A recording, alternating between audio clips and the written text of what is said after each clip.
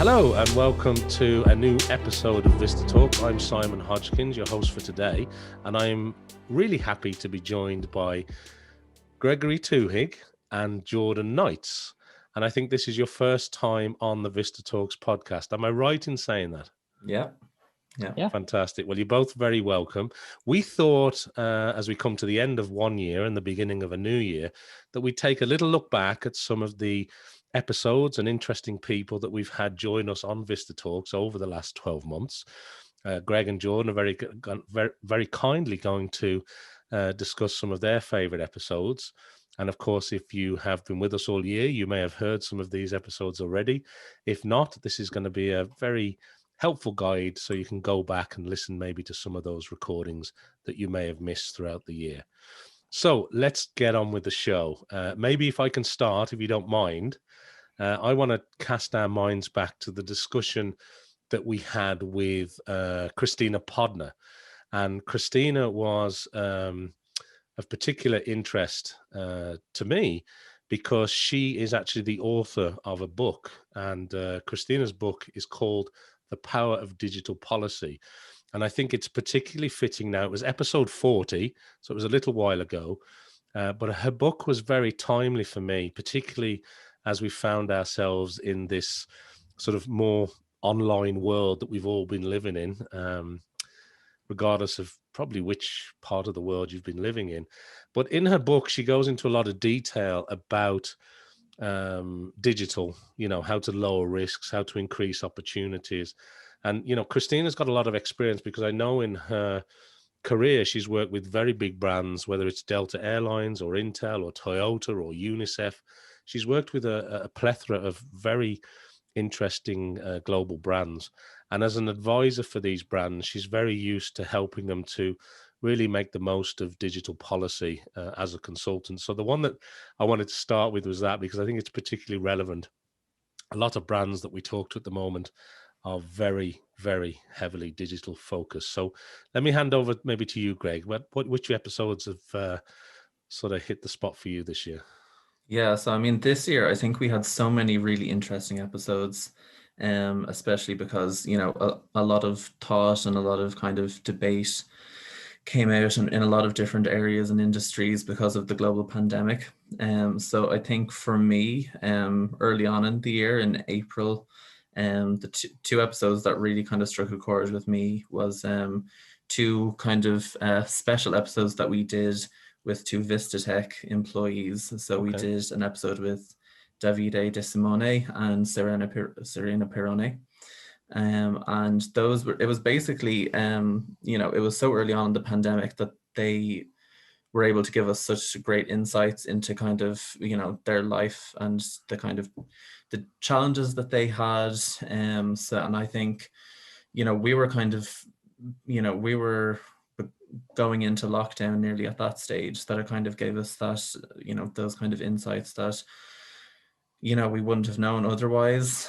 So they talked on things about, staying kind of healthy in terms of your mental health and physical health, and working from home, and just kind of like a lot of different tips and advice that really went a long way, I think, and probably helped a lot of people, kind of as nearly like a guidebook to a pandemic.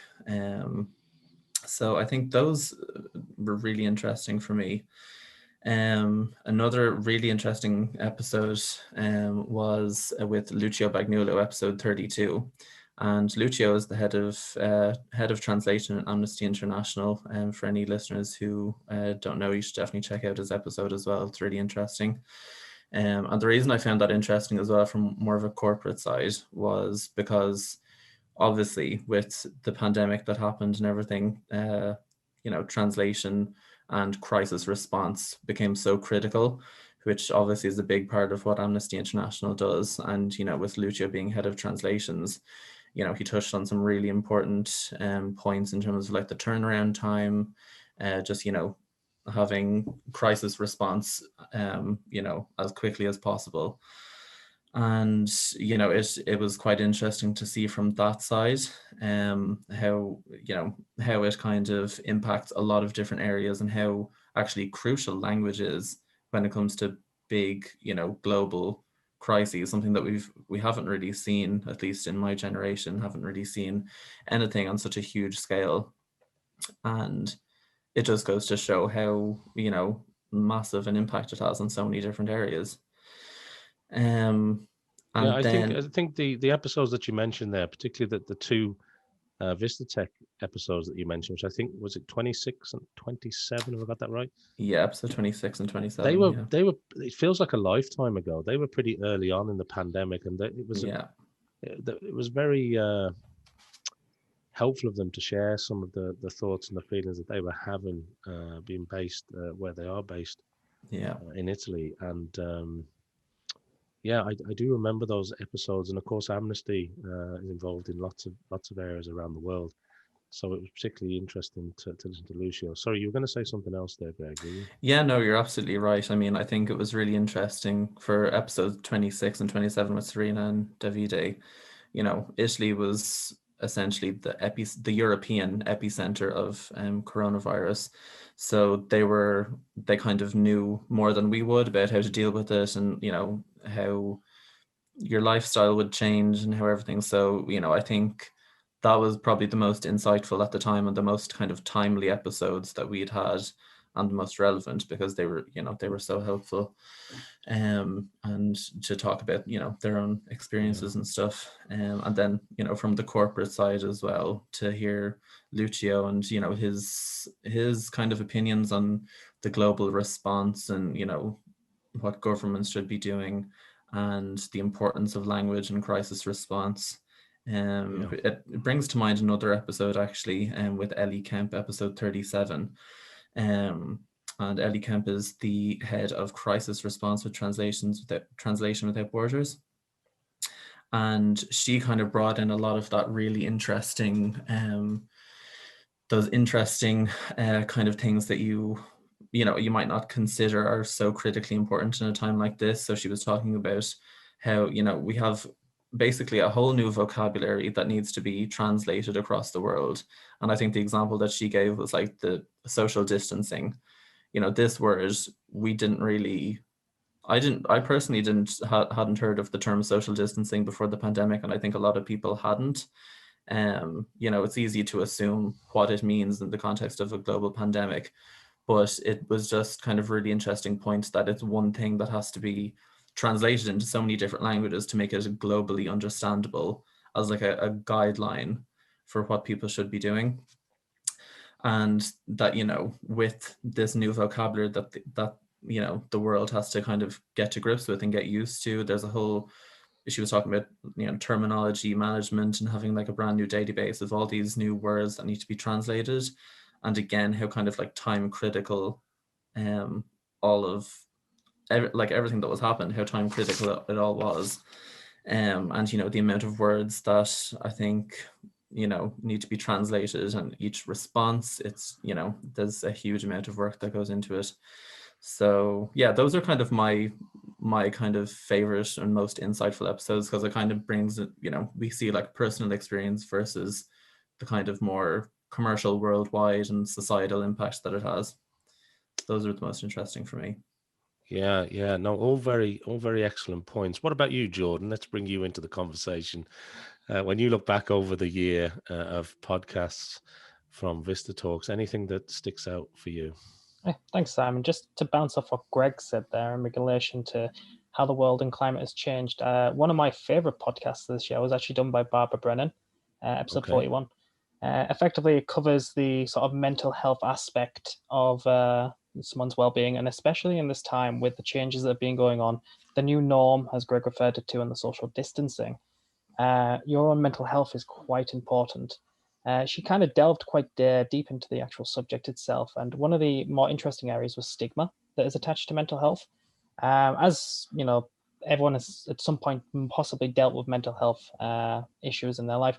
It was nice to see how she kind of addressed the difference between a public stigma and a self-stigma, and how these things can kind of latch onto you and affect your own sort of mental state, which is great.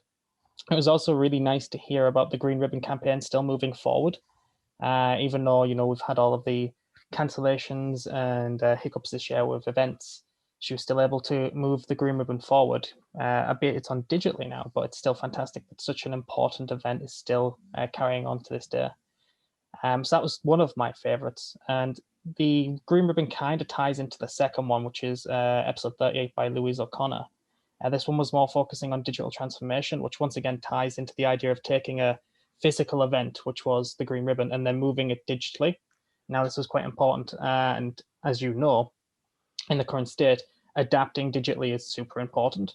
So the fact that she was able to go through the sort of digital transformation and just sort of point out how it is a key to survival in the age of digital is quite an interesting listen to in itself, and how she kind of covers the digital index, if you will, and how you yourself actually mentioned the localization index. It's quite a nice tie-in. So those were two of my favorites, and then a third, if I had to kind of bounce off, would be episode 45 by Jameson Hodgkins, which was not necessarily related to the other two. This one was more just a personal interest. I found his sort of story of how he got into languages quite interesting, in terms that it all started with the fact that he found a Greek music video that took his interest so much that he decided to learn the entirety of the Greek language, and then that kind of developed. And just seeing his passion for languages was so inspiring that I just couldn't help but listen to the entire podcast over lunch. It was great. Yeah, So I think he speaks like, is it 10 or more languages? He speaks quite a lot of languages, I think, doesn't he? Quite a few, yeah. I think he said over a dozen, if we're being okay. in numbers. So quite yeah, definitely. Yeah. He was with American Express, I think, for a while. Yes. And Louise, you mentioned as well. I know Louise quite well. I actually was on that episode. I remember that one. Louise is very good in terms of digital transformation, but getting companies to understand what do you mean by digital transformation? Because I know if Louise was here now, she'd be talking about how digital transformation means very different things to very different people. In the episode with Louise, I know one of the things that sort of got my mind working was there's been 2 or 3 types of companies. There's the companies that were sort of born on the internet. They were very digital savvy, very digital forward, and they were able to probably respond a little bit better. And we have seen, and we know some very big brands that have done really, really well and continue to grow their business at this time. And then I suppose there were companies who were pre-digital, as in they were born before the internet was a thing. And some of those companies, if they hadn't invested in a digital transformation strategy, found themselves really having to move quickly to protect their business and to grow revenues, maybe in ways that they weren't used to. And we've seen a lot of sort of non-online retailers becoming online retailers for the first time, or even if they had a percentage of their business online, we're seeing that percentage grow now. I suppose the big question for those companies is whether, as we return, hopefully vaccines and everything else that goes along with that, as we return to some kind of new normal, whether that online shopping behavior continues, and if it has accelerated us forward in a sort of 5 to 10 year time frame that some commentators are talking about. It'll be interesting to see. Yeah, definitely. I think it was a huge catalyst for digital change, and it was more of a necessity than anything for companies to really have to up their game in terms of their digital response, even for non-retail companies, basically any company that had a workforce or an office, not that didn't have the flexibility, say, to work from home. They needed to come up with a solution. It reminded me there when you said that just about something that Davide said about Vistatec as well. Like, we're quite fortunate that we have a very flexible working from home environment, that it wasn't a huge change for some of us. But then there's a lot of we're quite fortunate in that sense, but there's a lot of companies that had to basically start from scratch, that had no work from home capabilities. So and then we saw the huge surge in popularity of Zoom and Skype and Teams and everything that people had to use. So I think it's like across all industries, but definitely retail had a huge surge and a huge kind of demand. So yeah, it's definitely interesting to see how that'll progress, or if it'll go back to normal, or if it'll continue at the rate that it's growing now. It's quite interesting.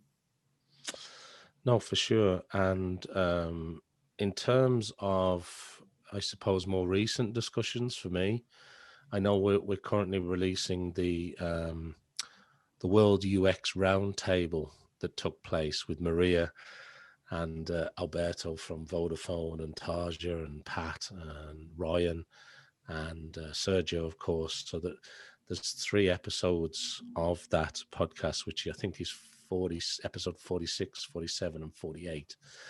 And they're really the 3 segments of a world UX discussion, which was hosted fairly recently. And that, I suppose, is a combination of the 3 sort of key elements that I know Maria is talking about extensively at the moment, which is sort of the design element, the content element, and the localization element, and how you sort of bring those 3 things together, because it's critical in today's world, the world we find ourselves in now, that you do bring those key elements together.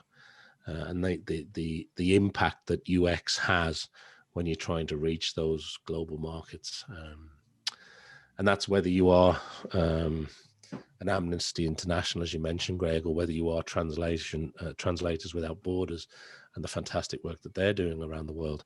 Everybody's had to move very quickly at a high level of speed and accuracy in order to make a difference. And I'm sort of very happy and humbled that Vistatec has played a small part in that in some areas. So, but obviously with our global community of friends around the world, we've been able to make some small differences anyway. And it's been great to see that. So I suppose, is there anything else you want to add in terms of the year that's been in? It's not, I suppose it's not a surprise that a lot of the episodes that you've picked out there are very sort of, whether they touch on the pandemic or brands that have been involved, probably a little bit more because of the coronavirus situation that we found ourselves in. But is there anything else in terms of VistaTalks that you want to touch on before we wrap this episode up?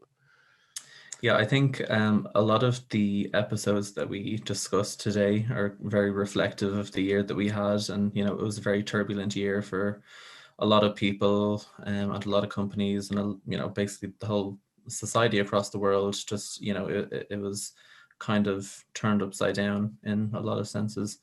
So, you know, it was actually really interesting as well, some of Jordan's points about mental health, which were also discussed in some of the episodes, episode 26 and 27 that I was discussing. I think, you know, mental health is definitely an important point to take away from this year as well, something to consider, because I think in some way or another, I think everyone was impacted mentally to some extent, some worse than others. So I think it's definitely something that needs to be looked at further by governments, and, you know, something that needs to be looked at by employers as well, in terms of, you know, well-being in the workplace, well-being just, you know, in society in general. So I think that's a really interesting point, and, you know, hopefully maybe another topic that we could look at next year for VistaTalks, as well as some of the other topics that we talked about. It would be fun to explore further. Absolutely. Anything else from you, Jordan? No, Greg's kind of covered it there. I definitely think mental health has been one of the key words of this year, along with digital transformation and obviously the new normal. So I think the episodes we kind of talked about there definitely kind of highlight these facts. And I think 2021, hopefully, we should see us transition maybe more towards the new normal, as they keep referring it to, and everyone's kind of returning back to work. So I'm looking forward to seeing what kind of episodes we produce in the future and who we interview. Absolutely. Well, I know we're rapidly approaching publishing episode 50, which I think for us now is, we kind of take it in our stride, but I can remember back to episode 1, to think even 50 episodes down the road was quite a stretch. So I'm delighted. Thanks to Greg and to Jordan for all their help behind the scenes with VistaTalks, and of course to Priscilla Charles, who's not with us today. But for all the work and effort, it's normally Priscilla who's behind the microphone here a lot of the times on a lot of the episodes this year. So thank you to Priscilla. And of course, to all our guests who's been with us to join us on all the episodes. We've done a lot of episodes this year. It's been a great privilege and a pleasure to do that. And we look forward to bringing more VistaTalks episodes, which, as we say, more interesting discussions with interesting people from around the world to everybody in 2021. So all that remains for me is to thank everybody who's been on the show so far. And if you're interested in being on VistaTalks, get in touch. We'd love to hear from you. And to Greg and to Jordan, thanks very much for taking the time out to share some of your favorite episodes so far. So thank you, Greg. Thank you, Jordan. Thanks, Simon. And we'll see everybody soon. Thank you. Bye for now. Bye-bye.